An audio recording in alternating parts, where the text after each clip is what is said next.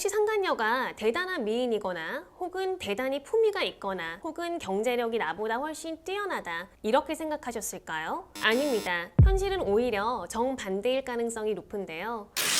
네, 여러분 안녕하세요. 구독자분들의 가치 있는 선택을 돕는 류현정 변호사입니다. 오늘 준비한 영상 소개에 앞서 저희 가치 있는 이혼 구독자 1000명 돌파를 기념하는 첫 번째 이벤트 짧게 소개하겠습니다. 제가 처음 영상을 올린 지 어느덧 6개월 정도 되었더라고요. 그런데 너무 감사하게도 정말 많은 분들께서 관심도 가져주시고 또 응원도 해주셨어요. 구독자 한 분 한 분이 정말 소중합니다. 그냥 지나칠 수 없어서 소소하게나마 기념하려고 마련한 이벤트니까요. 많이 참여해주세요. 참여 방법도 매우 간단합니다. 영상 하단에 있는 링크를 클릭한 뒤에 구독자분의 유튜브 핸들 아이디와 전화번호 그리고 가치 있는 이혼 구독 인증 사진을 업로드 해주시면 됩니다. 그리고 구독자분들께 유익하고 또 흥미로운 소재 많이 준비할 테니까요. 앞으로도 계속해서 저희 채널에 꾸준한 관심과 응원 부탁드리겠습니다. 그럼 오늘 영상 주제로 본격적으로 넘어가 보겠습니다. 오늘 영상 주제는요. 날 배신한 남편이 만나는 상간녀의 특징 탑 4입니다.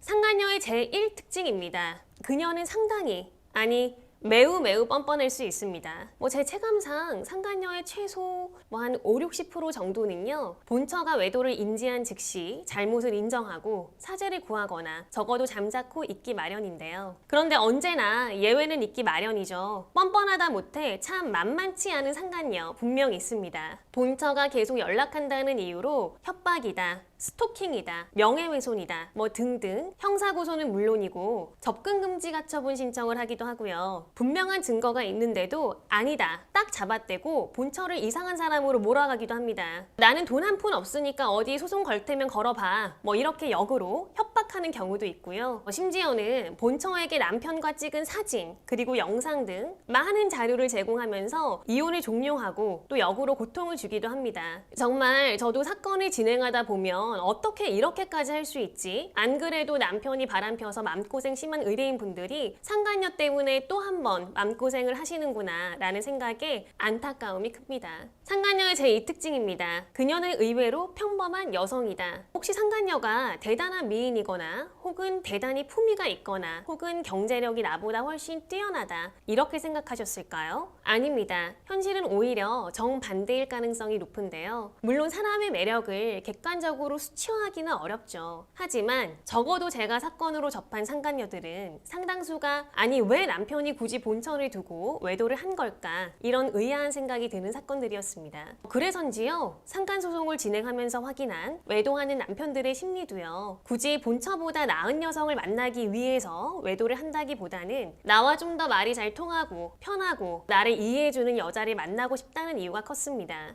그런데 사실 지금의 아내도 연애할 때는 참 말이 잘 통하고 또 날 다 이해해줄 것 같지 않았나요? 그래서 결국 결혼을 결심한 거잖아요. 그들에게 이렇게 되묻고 싶은 것도 사실이에요. 다음으로 꼽은 상간녀의 제3특징입니다. 상간녀는 내 남편을 진심으로 사랑한다. 물론 상간녀가 유부녀인 경우는 제외하고요. 만약 상간녀가 미혼이라면 비록 불륜이지만 내 남편에 대한 마음만큼은 진심일 수 있는데요. 특히 남편이 상간녀에게 유부남인 사실을 숨기거나 아내와 사이가 안 좋다, 곧 이혼할 거다 이런 식으로 속이고 접근한 경우에는요. 상간녀가 이 남자가 와이프 때문에 마음고생하는구나 이렇게 생각하면서 측은지심을 느끼기도 하고요. 본인에 대한 마음이 진심일 것이라고 믿게 되면서 정말 진심으로 남편을 사랑하게 되곤 합니다. 그래서 결국 결혼한 상태라는 걸 알게 되어도 그 관계를 끝내지 못하고 상간녀도 나름대로의 마음고생을 하며 어렵게 만남을 이어나가는 그런 아이러니한 상황이 발생하기도 하는 거죠. 제가 진행한 사건 중에는 처음에는 유부남인 줄 모르고 만났다가 그를 사랑하게 되었다면서 나중에는 아내가 있다는 사실을 알았지만 정이 들어서 도무지 헤어질 수가 없었다고 말씀 주신 사건도 있었는데요. 무려 3년 동안 헤어졌다가 또 다시 만났다가를 반복했다고 해요. 그런데 놀랍게도 매번 헤어지자는 쪽은 유부남이었고요. 눈물을 흘리며 찾아가 다시 만나자고 호소한 쪽은 여성, 그러니까 미혼인 상간녀였습니다. 내 남편을 진심으로 사랑하는 나 아닌 다른 여자가 생기다니 정말 인정하고 싶지 않은 현실입니다. 마지막으로 꼽은 상간녀의 제4특징은요. 내 남편에게 이혼을 종용한다. 남편은 막상 이혼할 생각이 없는데 이혼하라고 부추기는 상간녀들이 꽤 있다는 사실 혹시 아시나요? 심지어는 이혼을 하지 않으면 본처에게 우리 관계를 다 폭로하겠다, 협박하기도 합니다. 저는 상간녀가 이혼 소송 비용은 전부 내가 부담할 테니 계약서만 쓰라면서 남성을 변호사 사무실에 억지로 데리고 가는 경우도 몇 차례 본 적이 있어요. 아니, 상간녀가 이혼을 하라고 해서 이혼을 결심하는 남성들도 있냐고요? 네, 물론입니다. 전부는 아니라고 해도 분명 있는데요. 뭐 이 정도가 되면 가정을 지키기 위해서라도 상간녀와 진검승부를 펼쳐야 하는 상황이 발생할 수도 있겠습니다.